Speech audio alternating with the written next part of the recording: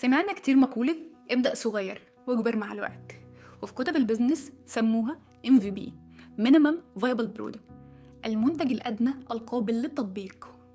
بس للأسف كل الناس مسكت وابتدت تشرح كتير في مينيمم وازاي تنفذها على أرض الواقع، بس تجاهلت قابل للتطبيق.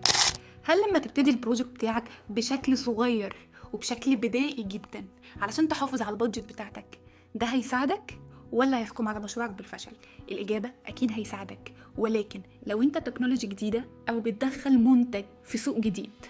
تعال أديك مثال السوشي، لو أنت هتدخله في مكان جديد طبعا هقولك ابتدي بالحد الأدنى، إن شاء الله تطبخه في بيتك وتجربه على كل اللي حواليك، قرايبك، عيلتك، كل معارفك. بعد كده ابتدي اعمل اكبر حاجه في الدنيا مادام الام في بي بتاعتك اثبتت نجاحها.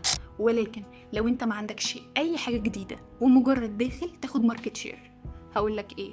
هقولك طبعا لو ابتديت صغير هيحكم عليك بالفشل، لان ده مش معنى الام في بي.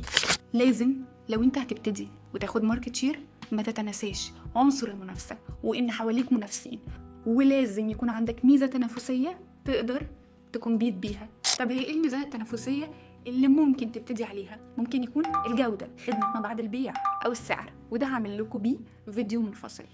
هل لو ركزت على ان يكون عندي ميزه تنافسيه هيكون متماشي مع المينيمم؟